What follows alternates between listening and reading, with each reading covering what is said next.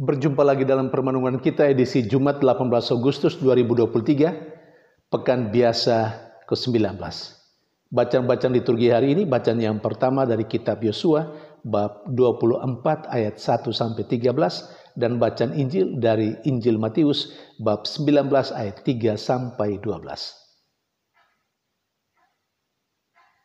Allah melalui Yosua dalam bacaan pertama hari ini bercerita kepada bangsa Israel tentang semua yang telah ia lakukan kepada mereka.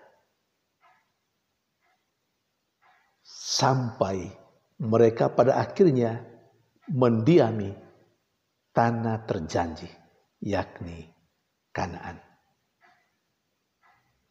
Banyak perbuatan-perbuatan yang luar biasa yang dilakukan oleh Allah untuk bangsa Israel.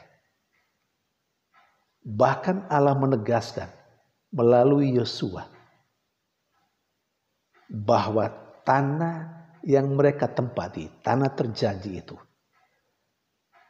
adalah tanah yang mereka terima dari Allah, yang mereka nikmati tanpa pengorbanan mereka sama sekali. Karena Allah yang menuntun mereka, Allah yang membimbing mereka, Allah yang berperang melawan bangsa-bangsa yang dihadapi oleh orang-orang Israel ketika mau memasuki tanah terjanji itu. Saudari dan saudara yang terkasih, apa sih peran, apa sih gunanya cerita seperti itu? Apa sih gunanya Allah melalui Yosua bercerita tentang semua yang ia lakukan kepada bangsa Israel? Terutama orang-orang Israel yang mendiami tanah terjanji Kanaan itu. Apa maunya Yahweh?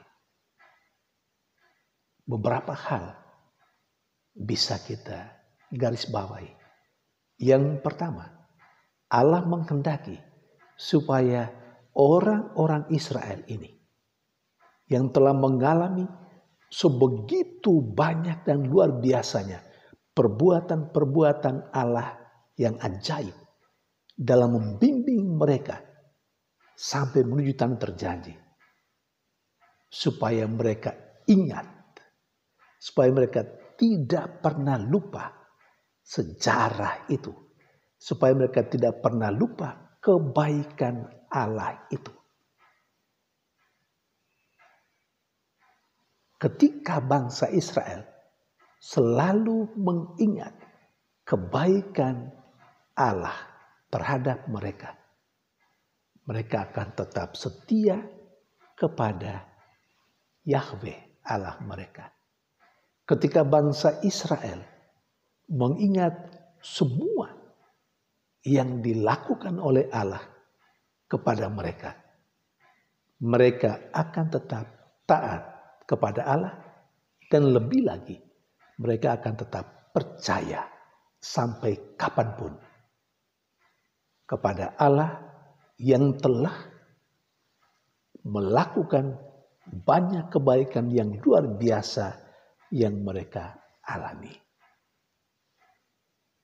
Hal berikut yang Allah kehendaki adalah supaya orang-orang Israel ini, terutama mereka yang mengalami kebaikan Tuhan langsung, mereka yang akan bercerita kembali kepada anak keturunan mereka, anak cucu mereka, sehingga kebaikan Allah terhadap bangsa Israel itu menjadi sebuah kenangan manis, kenangan indah yang tidak akan pernah dilupakan.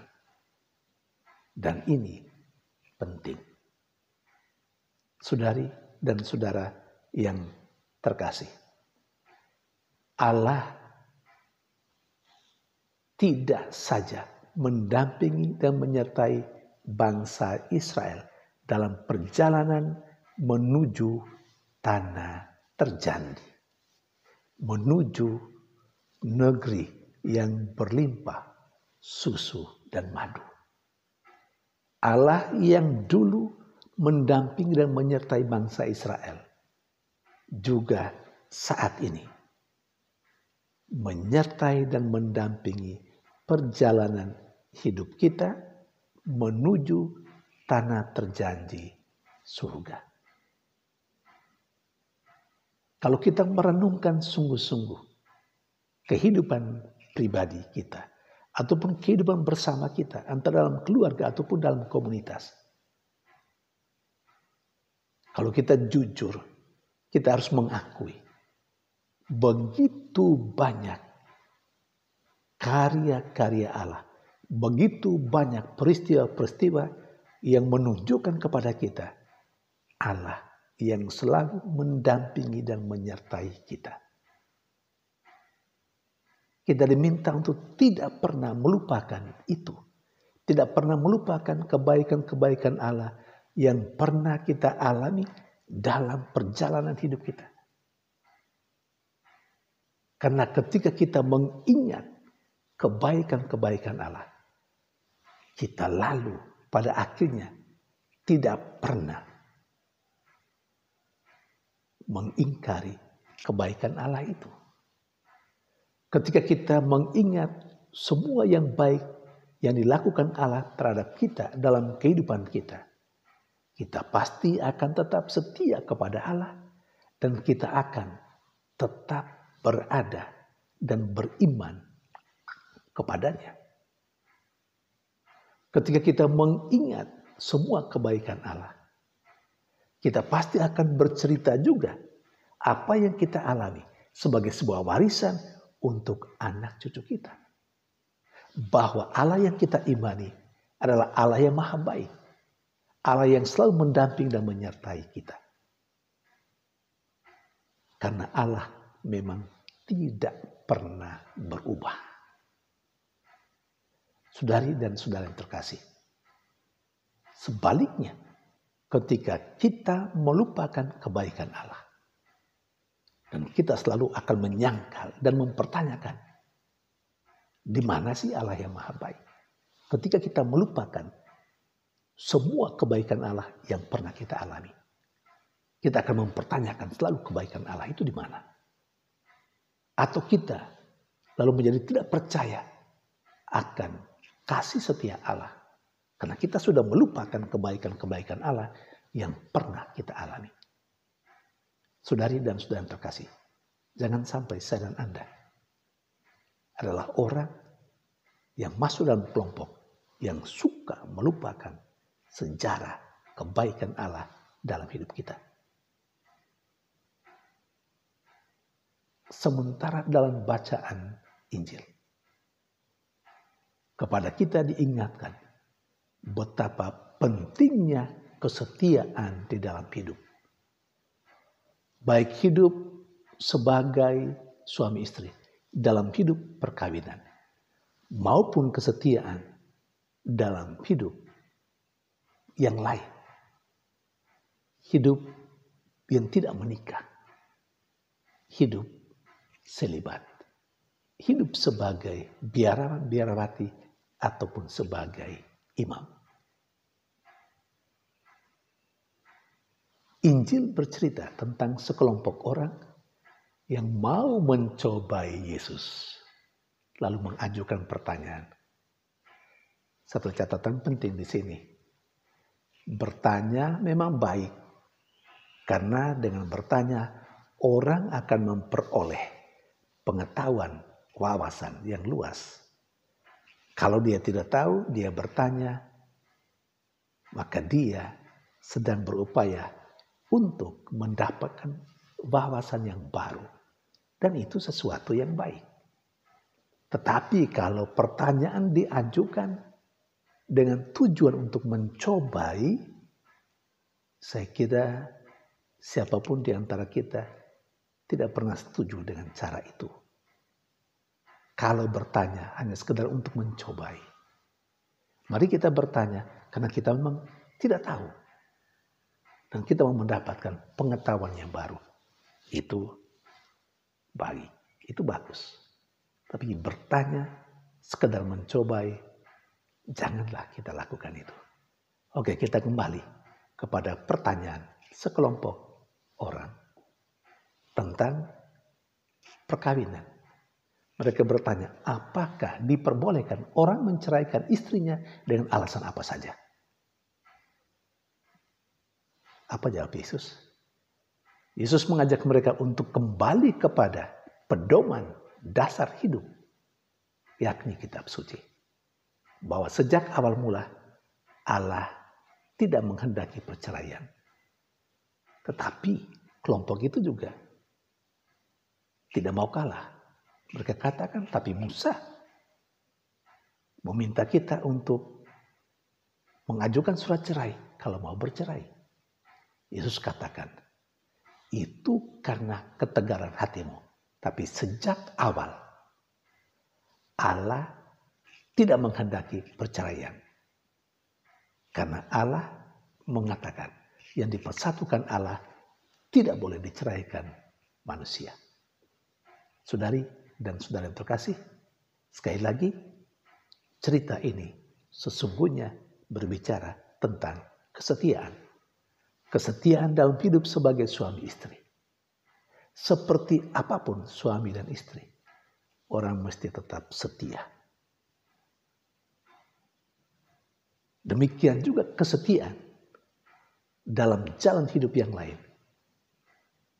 Bagi selibater, bagi biarwati, bagi imam. Mengapa kita dituntut untuk setia? Kalau kita kembali mengingat, bukankah antara dalam hidup perkawinan maupun dalam hidup membiara, bukankah itu adalah pilihan? Orang menjatuhkan pilihan untuk menikah dan menikah dengan si A atau si B. Itu tanpa paksaan. Orang menjatuhkan dengan penuh kesadaran. Menjatuhkan pada pilihan hidup. Hidup menikah. Dan hidup menikah dengan manusia tertentu. Dengan perempuan tertentu. Dengan laki-laki tertentu. Dan sejak awal. Dia dengan sadar memilih itu. Dan menjadikan orang yang dipilihnya sebagai pasangan hidupnya. Bagi mereka yang hidup sebagai suami istri. Sama juga bagi selibater.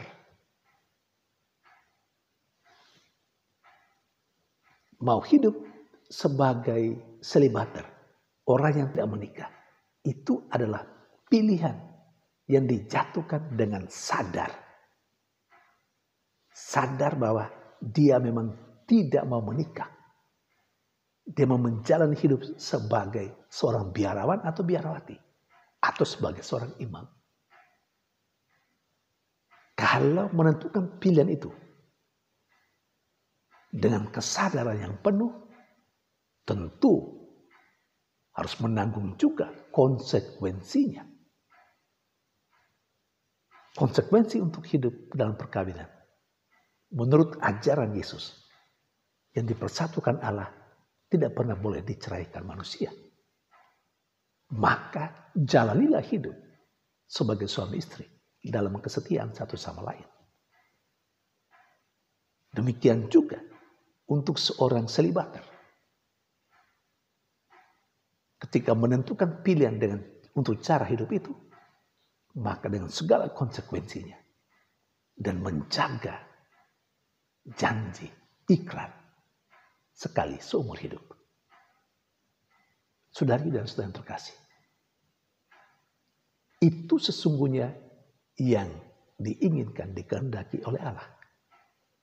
Tetapi cobalah lihat berapa banyak orang yang tahu, yang dulu dengan sadar memilih jalan hidup tertentu, dalam hidup perkawinan misalnya, atau hidup sebagai selibater misalnya, tapi kemudian tidak setia. Mari kita berdoa untuk semua yang memilih jalan hidup sebagai suami istri. Yang memilih jalan hidup dalam perkawinan. Kita berdoa. Entah itu adalah kita sendiri ataupun orang lain. Kita berdoa supaya ada kesetiaan di dalamnya. Mari kita juga berdoa untuk mereka yang dengan sadar telah memilih jalan hidup lain. Menjalani hidup selibater. Menjalani hidup tidak menikah. Kita doakan juga mereka. Supaya setia sampai akhir hidup. Tuhan memberkati.